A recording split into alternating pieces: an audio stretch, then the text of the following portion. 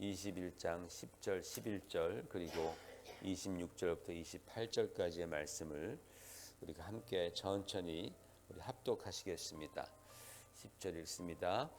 또 이르시되 민족이 민족을 나라가 나라를 대적하여 일어나겠고 곳곳에 큰 지진과 기근과 전염병이 있겠고 또 무서운 일과 하늘로부터 큰 징조들이 있으리라. 사람들이 세상에 임할 일을 생각하고 무서워함으로 기절하리니 이는 하늘의 권능들이 흔들리겠습니다. 그때에 사람들이 인자가 구름을 타고 능력과 큰 영광으로 오는 것을 보리라. 이런 일이 되기를 시작하거든 일어나 머리를 들라 너희 속량이 가까웠느니라 하시더라. 아멘. 우리 예수님께서 고난을 받으시기 위해서 예루살렘에 입성하신 후에 우리 주님께서는 제자들에게 세상 끝날에 대해서, 세상 마지막 때에 관해서 이제 설명을 길게 자세하게 해주셨습니다. 여러분, 우리 예수님은 하나님이십니다. 성경은 예수님께서 이 세상의 창조에 관여하셨다라고 그렇게 증거하고 있습니다. 우리 히브리서 1장 2절 말씀을 같이 한번 보시겠습니다. 우리 히브리서 1장 2절 말씀에 보면은 이렇게 기록되어 있습니다. 우리 다 같이 함께 우리가 지금 읽는 게 안 되니까 제가 읽겠습니다.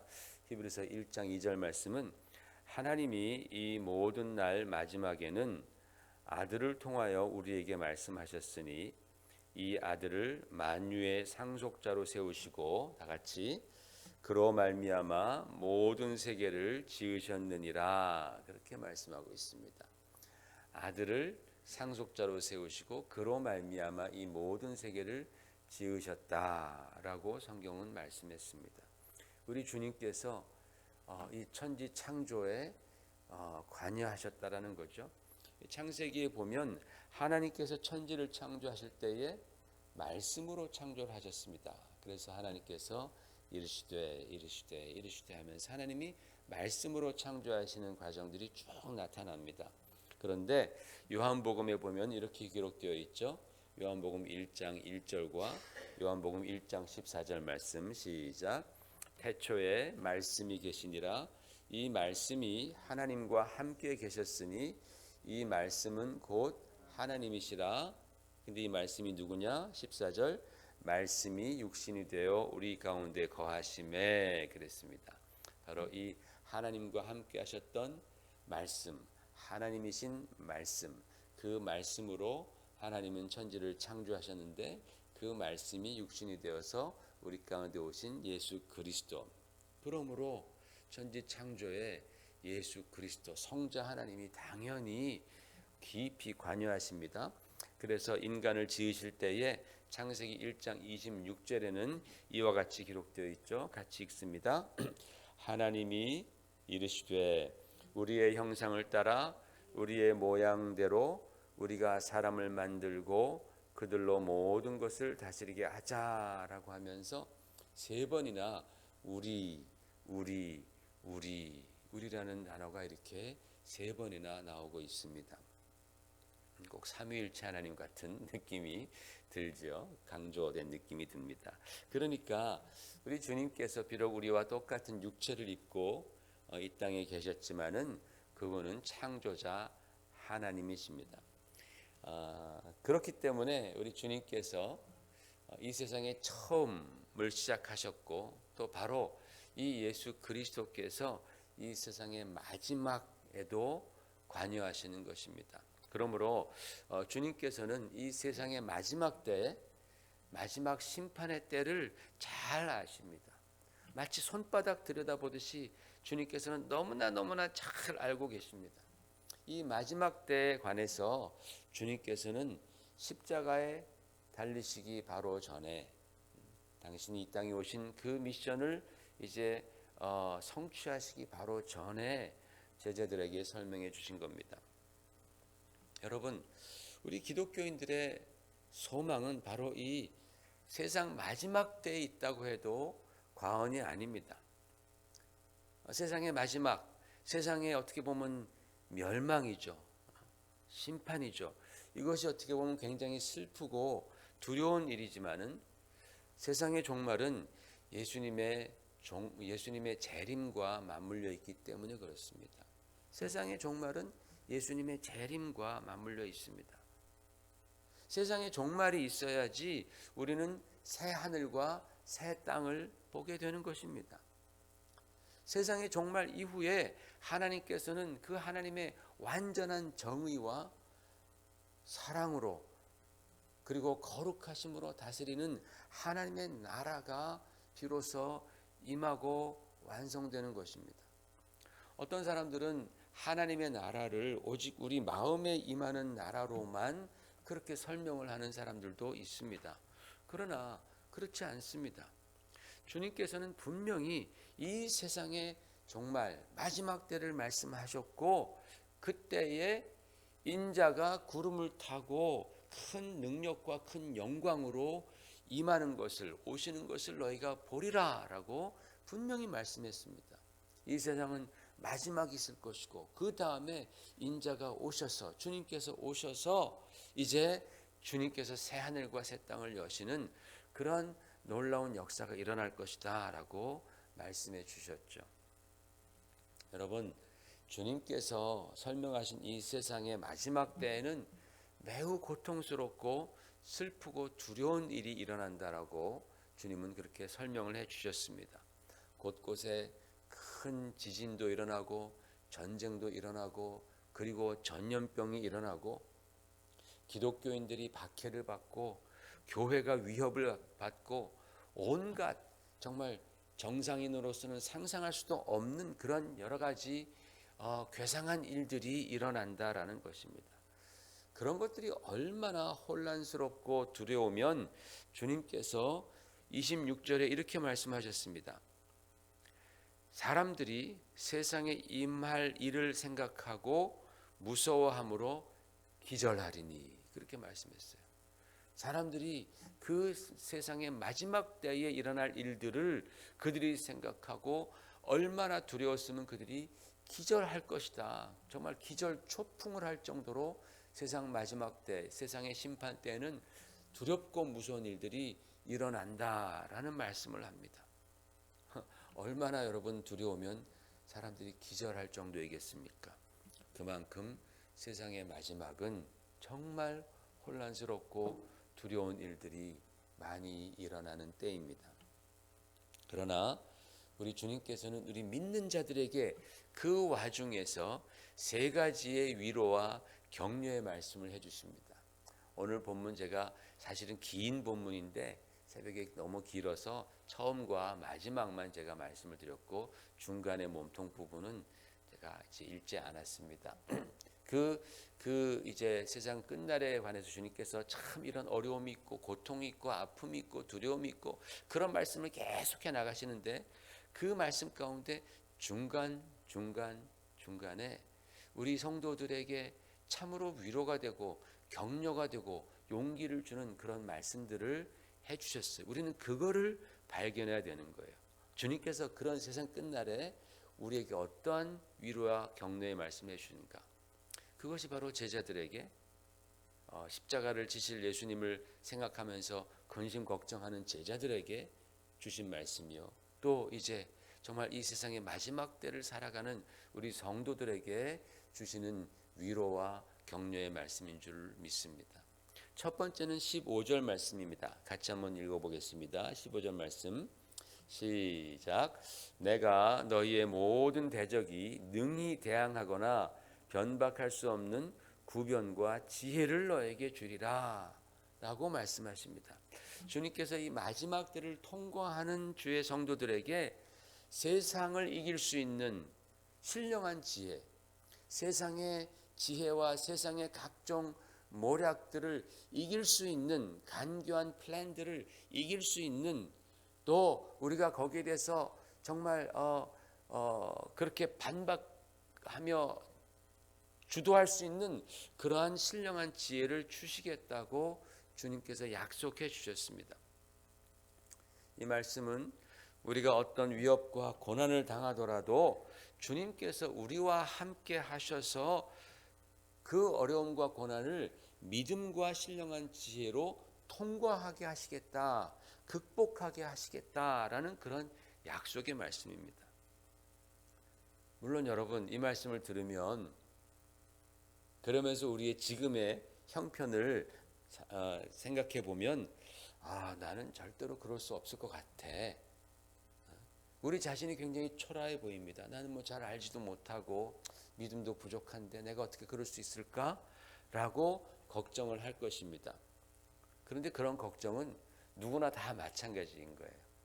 저라고 해서 목사님들이라고 해서 그때 내가 자신 있게 뭔가를 잘 말할 수 있을 거야, 그렇게 생각하는 사람은 아마 아무도 없을 것입니다. 모두가 다 두려워하고 그런 일이 나에게 생기면 참 걱정이 된다, 내가 지금 너무나 부족하기 때문에 라고 모든 사람이 생각하는 것은 마찬가지일 것입니다. 그러나 주님의 말씀을 우리는 믿으십시다. 주님의 약속의 말씀입니다. 그때가 되면 주님께서 우리에게 성령을 통하여서 합당한 지혜를 주시고 합당한 능력을 주시고 합당한 그런 힘을 주신다라는 거예요. 그러니 너희가 그것을 믿고 담대하라. 너희가 걱정하지 말라. 너희 자신을 믿지 말고 주님을 믿어라. 하나님을 믿고 담대할지어다. 내가 너와 함께 하겠노라. 너에게 지혜를 주겠노라. 능력을 주겠노라 라고 주님께서는 위로와 격려의 말씀을 해주셨습니다. 두 번째 주님께서 우리에게 주신 위로와 격려의 말씀은 18절 19절 말씀입니다. 같이 보십시다. 시작. 너희 머리털 하나도 상하지 아니하리라. 너희의 인내로 너희 영혼을 얻으리라. 아멘. 주님께서 이 세상의 마지막 때의 환난과 고통과 혼란의 와중에서 우리를 지켜주시겠다라고 약속하시는 약속입니다. 참으로 우리가 이 말씀을 들으면 마음이 든든해지는 말씀이죠. 내가 너희를 지켜주겠다. 너희 머리털 하나도 상치 않도록 내가 보호해 주마 라고 주님 약속해 주시는 거예요. 그러므로 우리는 세상에 종말이 온다 할지라도 우리는 근심 걱정할 필요가 없습니다. 왜? 주님께서 능력의 팔로 우리를 지켜주시기 때문에, 주님께서 내 편이 되어서 나와 함께 하실 것이기 때문에. 그런데 여러분, 여기서 머리털 하나도 상하지 않게 하겠다라는 말씀은 우리 육신에 아무런 해를 입지 않을 것이다 라는 그런 뜻은 아닙니다. 그때는, 환난 때에는 순교자도 있을 것입니다. 성경은 그렇게 말합니다. 목숨을 잃으면서까지도 그렇게 박해를 받고 믿음 때문에 피해를 당하는 그런 경우도 있다라는 것입니다. 그렇기 때문에 이 말씀은 우리 육신이 하나도 다치지 않을 것이다 라는 그런 뜻으로 이해하기보다는 그 다음에 나와 있는 말씀과 연결해서 보는 것이 좋습니다. 우리 영혼을 주님께서 온전히 지켜주시겠다라는 그런 뜻입니다. 너 육신에는 피해가 갈 수 있다. 그러나 내가 너 영혼은 온전히 지켜주마. 아마 이런 말씀을 들으면 에게 겨우 우리 영혼만 지켜주세요? 라고 아마 그렇게 생각하는 사람도 있을지 모르겠습니다. 아마 그런 분은 안 계시겠지만, 여러분, 우리의 영혼을 주님께서 지켜주시고 보호해 주신다라는 것, 이게 얼마나 큰 위로가 됩니까? 믿는 사람으로서, 그죠? 천국을 바라보는 사람으로서 이것이 얼마나 큰 위로가 됩니까? 여러분, 우리가 지금까지 신앙생활 해온 주된 이유가 뭐예요? 내 육신 잘 먹고 잘 살기 위해서입니까? 그렇지 않습니다. 우리가 지금까지 참으로 신앙생활 하기 위해서 몸부림치며 달려온 이유는 내 영혼의 구원과 내 영혼이 참으로 주님 앞에서 그 영광스러운 상급을 얻고 칭찬을 얻기 위해서 우리는 달려온 것입니다. 그것 때문에 어떤 사람들은 세상에서 유리하고 세상에서 핍박과 고난을 받고 그것 때문에 어떤 사람들은 세상에서 가진 것을 다 빼앗기면서도 세상이 감당하지 못할 믿음을 지켰다라고 성경은 말씀하고 있잖아요. 그렇죠? 우리가 이렇게 주님을 바라보고 이 땅에서 믿음 생활하는 것은 내 영혼이 잘 되고 내 영혼이 구원받고 내 영혼이 하나님의 은혜로 충만함을 입고 내 안에 주님이 거하시고 내가 주님 안에 거하기 위해서 우리는 지금까지 이렇게 신앙생활하고 달려온 것입니다. 그런데 바로 주님께서 그것을 보장해 주시니 내 영혼을 지켜주시겠다라고 약속해 주시니 이것이 얼마나 감사하고 든든한 일이겠습니까? 이게 참 귀한 일입니다. 다만 우리 주님께서 우리에게 부탁하신 일은 너희가 인내하라라는 겁니다. 인내하라. 인내하라. 여러분, 인내하라. 이게 무슨 뜻일까요? 인내하라. 그냥 꾹꾹 참고 있으라. 그런 뜻만일까요? 여러분, 우리가 그리스도인으로서 해야 할 일들이 있습니다. 우리가 성도로서 가져야 할 믿음의 태도가 있습니다. 그리스도께서 우리에게 주신 그 사명이 있습니다. 그 사명을 인내함으로 감당하고 우리가 가져야 할 그 믿음의 태도를 믿음으로 지키고 우리가 해야 할 일들을 인내함으로 계속해 나가라는 그런 뜻이 아니겠습니까? 기근과 지진과 전쟁과 전염병이 돌아도 내가 너희를 지켜주리라 주님께서 말씀하시는 거죠. 내가 너희를 지켜줄 테니까 너희는 걱정하지 말고 너희가 그리스도인으로서 마땅히 해야 할 일들을 인내하며 계속해 나가라. 감당해 나가라. 그리하면 내 영혼은 머리털 하나도 상하지 아니하리라. 내가 너희를 지켜 보호하리라 라고 주님께서 약속하시는 거예요. 여러분, 세상 그 마지막 때에 사람들은 두려워서 기절할 정도로 두려워하는데 주님께서는 우리를 지키시겠다고 약속하며 너희가 담대하라라고 그렇게 말씀하시는 거예요. 위축되지 말라. 그런 거 보더라도 너희가 그리스도인으로서 해 나가야 할 그 일들을 꿋꿋하게 감당해 나가라. 인내하며 지켜 나가라. 내가 너희를 지켜주리라 라고 주님 말씀해 주셨습니다. 세 번째 주님께서 우리에게 주신 위로의 말씀은 28절입니다. 자, 같이 읽으십시다. 시작. 이런 일이 되기를 시작하거든 일어나 머리를 들라 너희 속량이 가까웠느니라. 너무나 귀한 말씀, 너무나 힘이 되는 말씀이 아닐 수 없습니다. 여러분, 말씀드렸지만 믿지 않는 사람들은 세상에 종말이 오면 엄청난 혼란에 빠지고 자기가 이제 그동안 지었던 모든 죄악들로 인해서 두려움과 걱정이 막 태산 같아지는 거예요. 다가올 심판이 얼마나 두렵겠습니까? 그 영혼들이 이제 빠져야 하는 그 지옥, 그것을 생각할 때에 얼마나 두렵겠습니까? 기절할 정도로 두려운 것입니다. 하늘로부터 영광 가운데 거룩함 가지고 능력으로 오시는 그 예수 그리스도를 보기가 두려워 그들은 고개를 못 드는 거예요. 어떻게 감히 주님을 볼 수 있겠습니까? 그 거룩하고 영광스러운 그 권능의 주님을, 심판주를 죄인들이 어떻게 보겠습니까? 감히 고개를 들지 못하는 거예요. 그냥 땅만 보고서 난 죽었다 이제. 두려워 덜덜 떨겠죠. 그러나 주님께서 우리 믿음의 자녀들에게는 뭐라고 말씀하셨습니까? 이런 일이 시작되면 일어나 머리를 들라 라고 말씀하시는 거예요. 할렐루야. 이런 일이 시작되면, 세상에 종말이 오면 너희가 머리를 들라. 그때에 너희가 신앙생활하기 어려워지고 핍박이 있고 또는 어떤 그런 환란이 있다 할지라도 너희가 그것 때문에 의기소침하지 말고 이제 때가 가까워왔고 주님께서 오실 날이 가까워왔으니 오히려 너희는 일어나 머리를 들라. 오히려 너희는 일어나 더욱더 전보다 담대하며 전보다 더 큰 소망을 가지고 하늘을 바라보라.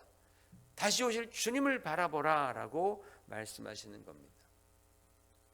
여러분, 예전에 우리나라 그 히딩크 감독 밑에서 코치로 있었던 박항서라는 코치가 베트남 감독으로 가지 않습니까? 그래서 베트남의 청소년 축구 국가 대표팀 이제 감독을 맡아서 이제 아주 막 돌풍을 일으켰잖아요. 막 승승장구했잖아요. 그런데 어느 게임에선가 그 베트남 선수들이 전반에 뭐 잘 못했는지 뭐 고개를 이렇게 숙이고 있었는데 박형서 감독이 고개를 들라. 너희가 왜 고개를 왜 숙여? 고개를 들라, 머리를 들라. 그렇게 얘기를 했다는 거예요. 왜 머리를 숙이냐? 머리를 들어라. 그 말했다가 박형서 감독이 완전히 국민 영웅 됐잖아요. 아세요? 그 기사 보셨어요? 국민 영웅이 됐습니다. 베트남 사람들에게 너희가 머리를 들라 그 말했다고. 그래가지고 영웅이 돼가지고 아주 그냥 온 국민이 열광한 겁니다. 심지어는 학교에서 논술 시험에서 머리를 들라라는 그 주제를 가지고 너희가 글을 쓰라라는 시험 문제도 나왔다고 할 정도로 그 민족의 자존심을 세워줬다고 그렇게 아주 열광했던, 온 나라가 열광했던 그런 기사를 본 적이 있습니다. 아니 박항서란 분이 한마디 한 것도 온 나라가 난리였는데 지금 우리 주님께서 우리들에게 말씀하시는 거예요. 그죠? 일어나 머리를 들라.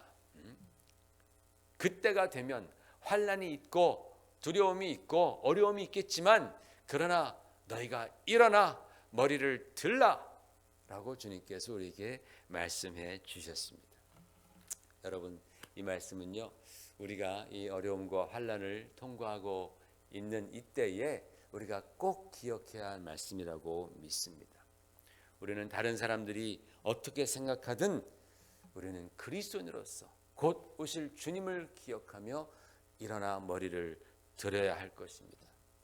앞이 막막하고 어려울수록 더욱더 주를 향해서 우리의 눈을 들고 나의 도움이 어디서 올꼬 천지를 지으신 여호와 하나님께로부터니이다 라고 고백하며 나의 도움이 어디서 올꼬 나를 위해서 십자가를 지신 우리 주 예수 그리스도로부터 올 것입니다 라고 고백하며 감사하는 그런 성도들이 되어야 할 줄로 믿습니다.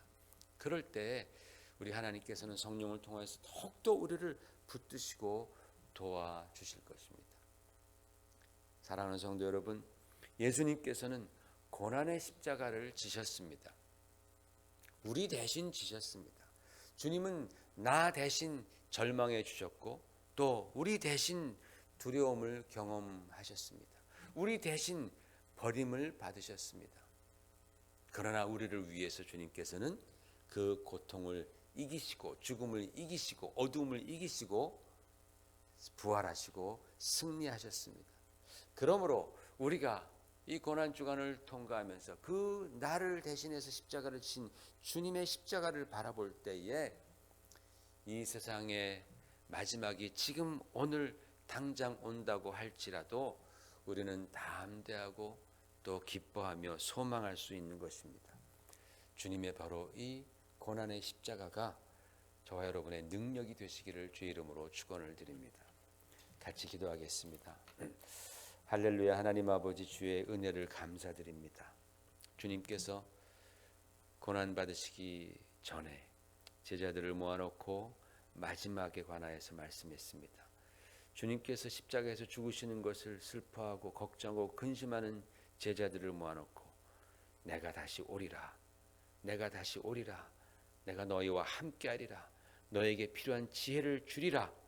그러므로 너희가 머리를 들고 눈을 들라, 의기소침하지 말고 소망하라, 내가 다시 올 것이니라 라고 말씀해 주신 주님, 그 말씀 오늘 우리에게 하시는 말씀인 줄 믿습니다. 이 어려운 때에, 세상의 이 마지막 때에 우리가 주님 말씀 마음에 새기고 더욱더 십자가에 달리신 주님 바라보며 그 주님의 십자가로 말미암아 더욱더 소망하며 더욱더 감사하며 능력 있는 신앙생활을 할 수 있도록 주여 도와 주시옵소서.